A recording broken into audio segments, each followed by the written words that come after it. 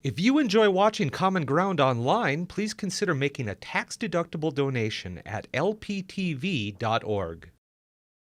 Lakeland Public Television presents Common Ground, brought to you by the Minnesota Arts and Cultural Heritage Fund and the citizens of Minnesota.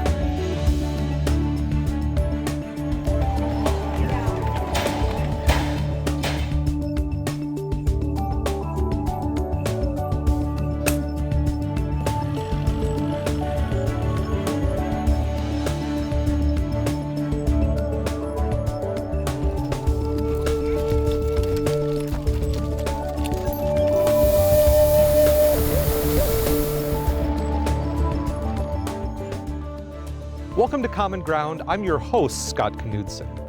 In this follow-up episode to Season 7's tour of the Historic Clearbrook Depot with the late Randy Berger, we hear from some in the community who are responsible for preserving this railroad history.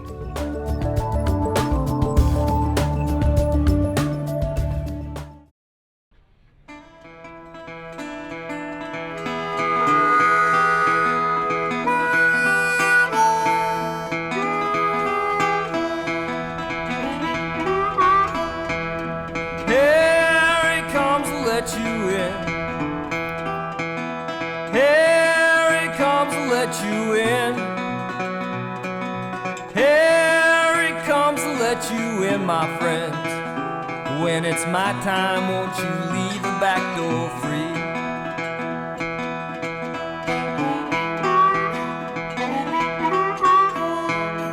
I am standing in the cold. I am standing in the cold. I am standing in the cold, my friends. I'm Judy Engebretson, and we're at the Clearbrook Sioux Line Depot, and we have just worked for 5 years on a renovation project here. I'm Linda Holm. We are partners in crime. Came up with this whole program to restore the depot 5 years ago, and just completed the major renovation of the exterior of the building. 5 years ago, when they were having the centennial celebration, they were looking for all kinds of activities to keep people busy while they were here in town. So the mayor at the time, Mike Jabot, asked me, because we are quilters, if we would have a quilt show in the depot. So they gave us a key, said go take a look, figure out what needs to be done for you to do this quilt show. So we came down. And of course, when we get started on something, it never ends at just doing what they ask us to do. We kind of got started with just cleaning it up to put quilts up and do something for that centennial. We kind of talked at one time it would be nice to have kind of a historical committee or something, and so this kind of got us going. Linda's one with all the ideas, that we get stuck starting with. And then we just got going on this and thought, well, we got to start doing something to save this building. And so we got together, a committee and came up with some ideas of what we had to do. The one thing we found right away when we were going to start on it is that we were not eligible to get any kind of grants or money or anything because the depot had been moved off the original site because of the railroad going out, and it had to be moved off of the property there. So then when it got moved, it could no longer be a historical building, and also they had removed a part of the building too. So we kind of ran into that problem right away, that we would have to raise all our own funds and stuff to do it. So not really ever having been involved in this type of project, we got some people together and said, so how are we going to come up with this kind of money? And how are we going to start?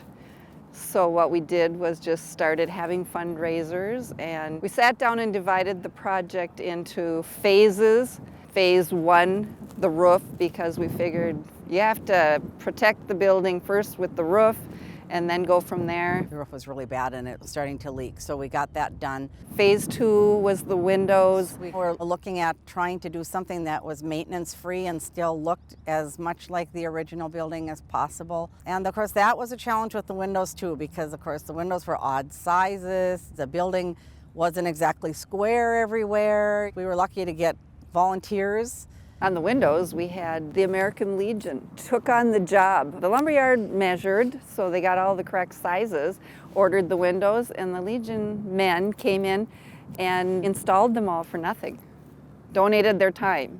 And the electrical, of course, they had to start with pulling out old wiring and replacing and stuff. It was all really bad and they hadn't used any of it. And the very last phase was the exterior, the siding. We went to Thief River Falls and looked at their depot and stuff with Stuart Nelson, and he's a great Sioux line person that Enthusiast. gave us all kinds of information, gave us blueprints of the buildings and how they were built, and he just knows everything about the Sioux line. And he gave us several different things, pictures and maps and of the plumber line and different things. So he was really a great help. Yeah. If we had a question about a part of the building and what this served as, about anything railroad related. My name is Stuart Nelson. I was a train dispatcher for the Sioux Line Railroad, and I started as a telegraph operator. My interest in railroading was as a little kid. I was so interested in trains, and I just wanted to be railroading. It was my real fascination. And I learned then the telegraph in Thief River Falls, is where I grew up. And I learned telegraph from operators there, and I learned the station work at New Fulton, Minnesota. And the agent there taught me the station work, the bookkeeping, and all the activities, all the responsibilities that I would have, because it was involved with the movement of trains and controlling the movement of trains. As an operator, telegraph operator, train order operator, we were the ones that delivered these instructions to the trains from the train dispatcher. In the late 70s, a group was organized called the Sioux Line Historical Society.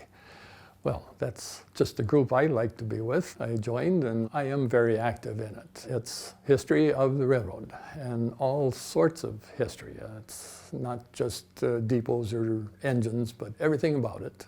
What I wound up in doing that, I would help out historical societies in different towns, large and small, as to when the railroad came to their city and whatever I could help them with. It's part of my hobby. The depots, it seems like, well, it's just some place where the railroad has an office. Well, there was so much that was business that was conducted from this depot. Obviously, you had passenger trains, you had freight trains, so there was a matter of selling tickets to passengers to ride the train.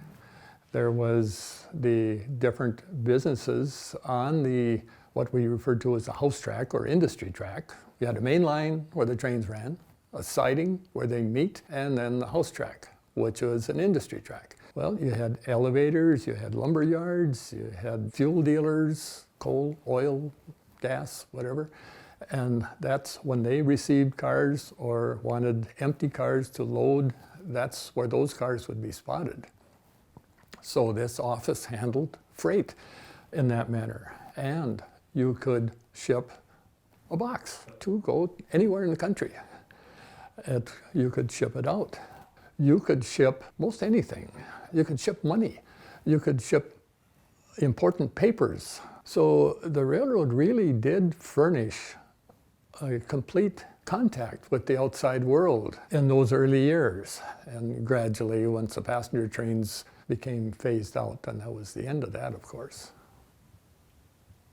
One other thing about the depot is many times the agent lived in the depot. The agents really did like this type of depot because there were fairly good sized living quarters upstairs. Some were just a single story building and there were 2 or 4 rooms between the office and the freight room where there were living quarters. That's where they lived. They raised families. They raised their children right on the platform with trains going by. So it was quite a way of life that people nowadays just have a hard time fathoming what we were going through. Since my family, there's 3 generations of us and many cousins, uncles, involved, and my granddad and my dad had very much interest in railroading, railroad history also, and any time that some out of the ordinary important thing happened, well, Dad would want to go see it, so he took us kids along. One thing of interest was there was a derailment that happened in Clearbrook in 1957. Well, by this time I had just graduated from high school and I was in the process of learning the telegraph and station work. And this derailment happened in Clearbrook, and what the Soo Line would do during the grain season, run an extra west out of Superior with empty cars, empty boxcars, to Thief River, and that crew would return with a loaded train to Superior. Well, it was the empty westbound heading to Thief River coming into Clearbrook, and there had been high water for whatever, if it was rain or what, that part I don't know, but there was a washout right at the east end of town.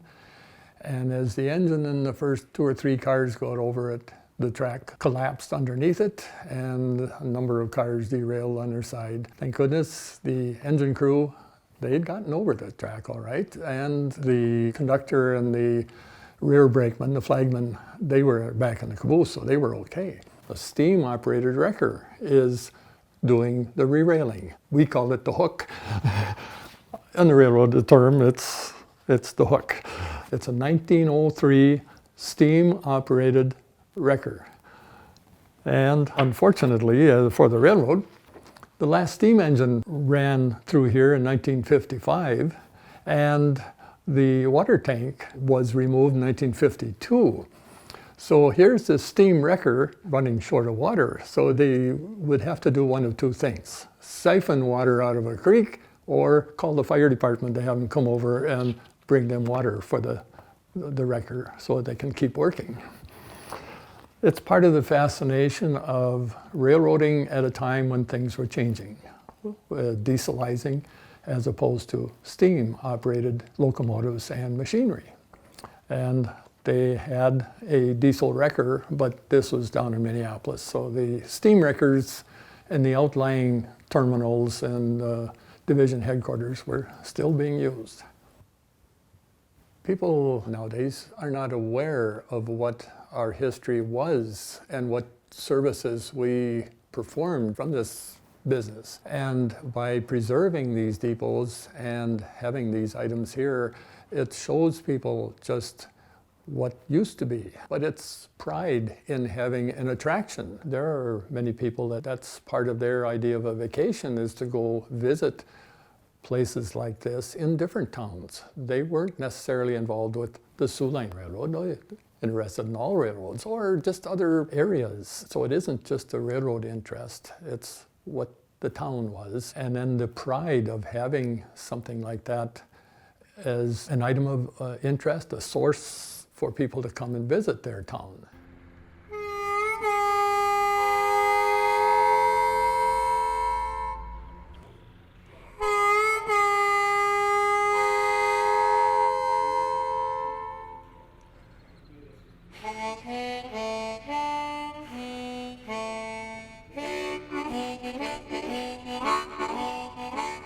Growing up a block or 2 from the railroad, being a child with your friends, and there were many children in the neighborhood, of course, and when the train come, we'd beat it down there, and they would struggle around for seemed like a long period of time, but they were switching cars, and there was maybe cars with livestock in them, and cars with lumber in them, and cars with pulpwood, and cars coming in with freight. And it was quite a show to try and figure out what these guys were doing. My name is Dick Richards. I've grown up in this little town, and with my mother. This is my mother, Beulah Richards. We moved to this town in, 1949 we moved in from the country. You were 6 years old. I was 6 years old. Single mom. Dad killed a few years ago in World War II. Bought a little house in Clearbrook, and she worked up and down the streets in stores and grocery stores. I've done everything. I worked in all the stores along Main Street, and I worked 23 years at the post office, starting in 1955. I loved the work there. But I retired when I was 60 years old, and I've been busy ever since. Growing up here, right in this train station, I started peddling papers, selling the Grand Forks Herald when I was 9 years old, I think. Pick up the papers here, deliver them, they'd get thrown off the train and away we go. Transportation has changed, of course, so that initially the town was dependent on the train to bring goods and supply the town, and it was a tremendous thing when the railroad came through and made the towns flourish, and all up and down the line. Each little town had a depot like this, and trade and commerce going on. There were 2 or 3 switch rails and logging, lumber, and all kinds of commerce going on. Livestock, everything went by train, of course. And when it got to the point where that wasn't necessary, then things got smaller. There weren't need for all the businesses in town. We're more able to go and get what we need rather than depending on the train to bring it to us, or to go someplace rather than take the train, you know, driving a car or flying an airplane rather than take the train. I used to take the train to Bemidji. I had a dentist in Bemidji, and we went down there quite often by train. So I remember coming in here, but I can't remember what I paid for my ticket. I think it was less than $1. You could, and as you know, young kids, a friend and I would get a ticket and go to Bemidji and spend 3-4 hours and take the train back again. You know, very pleasant diversion. Probably would have been very convenient to take the train back and forth. And then Bemidji was all right downtown. It was within walking distance, and you could do what you wanted there. And I'm quitting driving now, so it would have been nice to have a train, I suppose. She just made that decision. She took her car for a ride this spring and said, that's enough. But it's different to be without a car. You know. I can recall riding on the steam train, and I appreciate that memory. He was just a little boy when he started. But I do recall, you know, going down the track and the smoke going by the window and going and getting a little drink of water out of that little paper cup in the cooler. And there were stops in the towns in between, even Leonard, and I think Pinewood maybe had a depot like this. So you were on the big trip, you know, to Bemidji.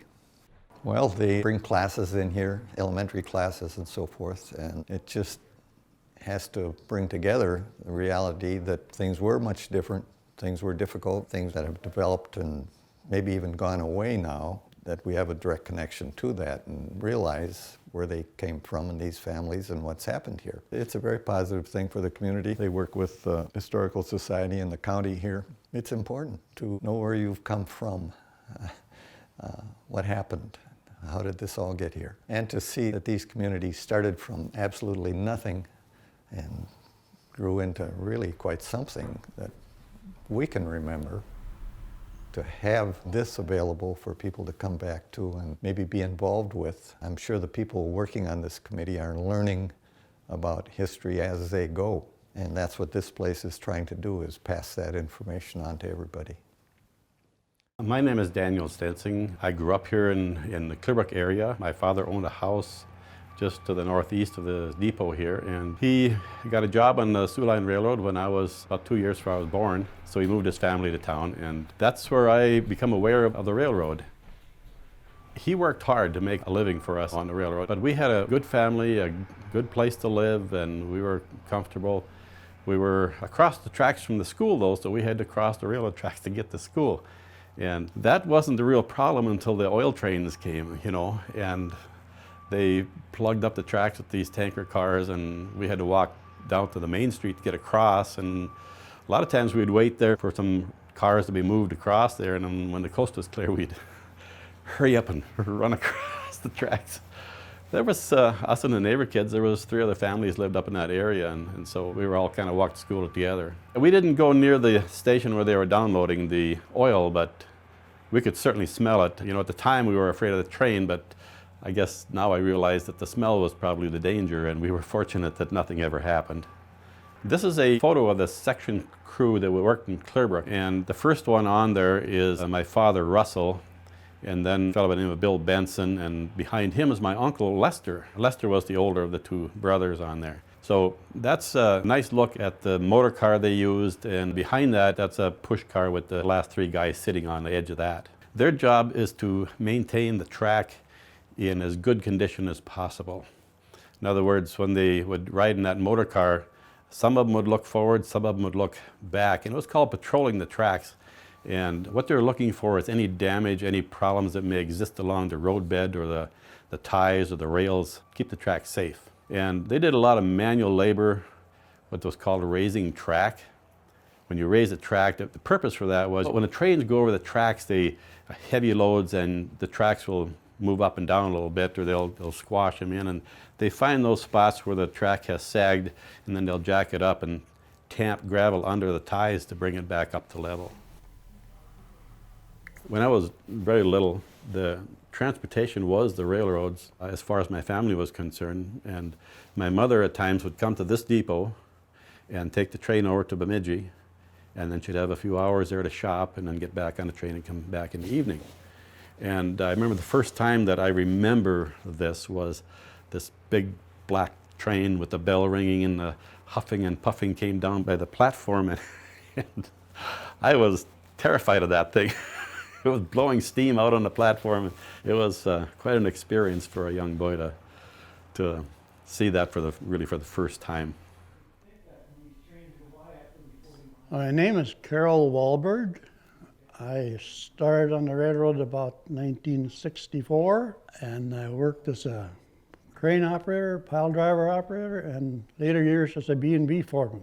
I was on a bridge crew. All we did was bridges, and we worked on depots, and any carpenter work that was available on both bridges and depots, and all culverts, waterways. Every morning first thing you did was get a train schedule for that day.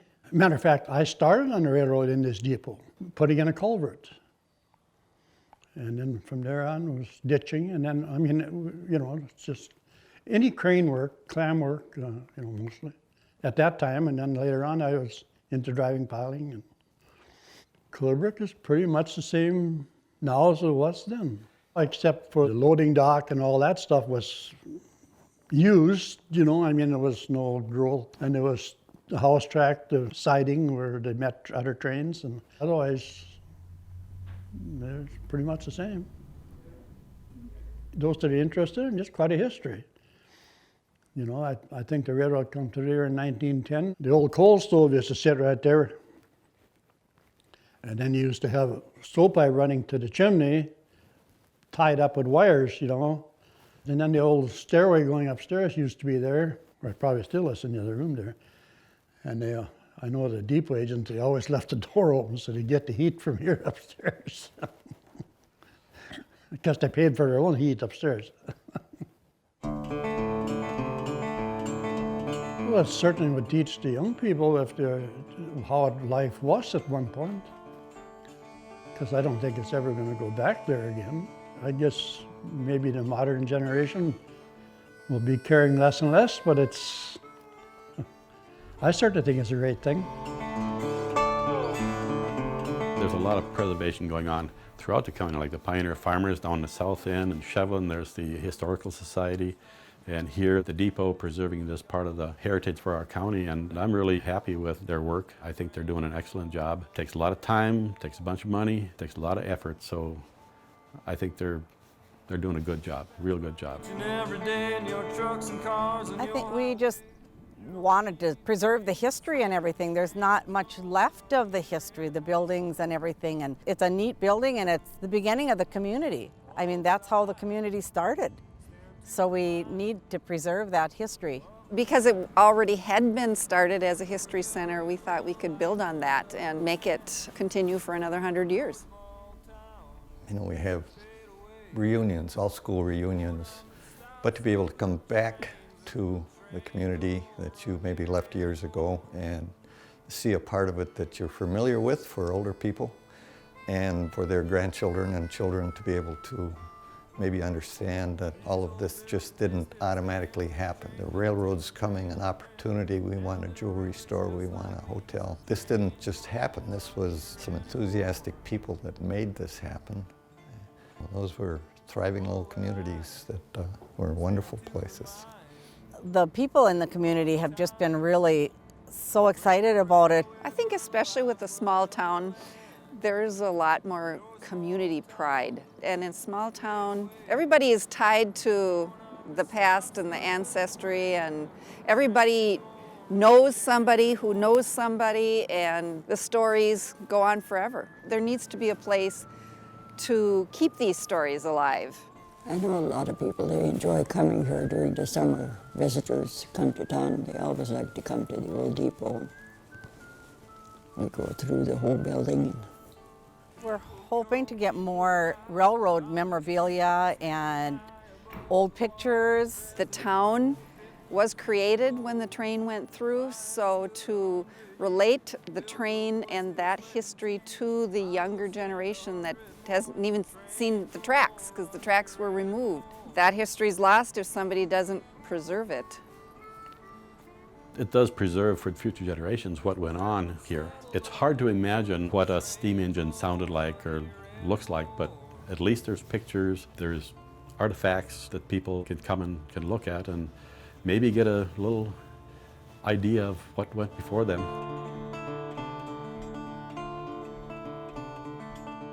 So I guess our project, we've done all this work, and without the community we could never have done it. We've had just a great bunch of people volunteering and donating. It's a community committee, I think is what it is. It's a community committee. It's a community that will do anything for you as long as you know what to ask them.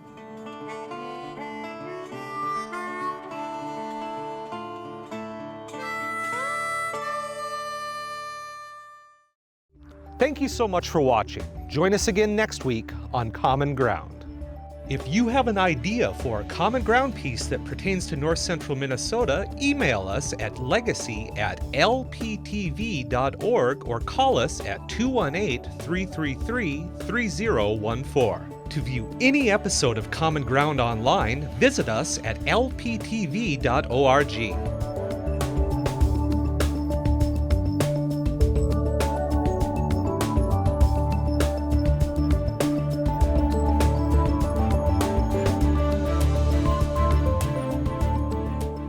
To order episodes or segments of Common Ground, call 218-333-3020. Common Ground is brought to you by the Minnesota Arts and Cultural Heritage Fund with money from the vote of the people November 4th, 2008.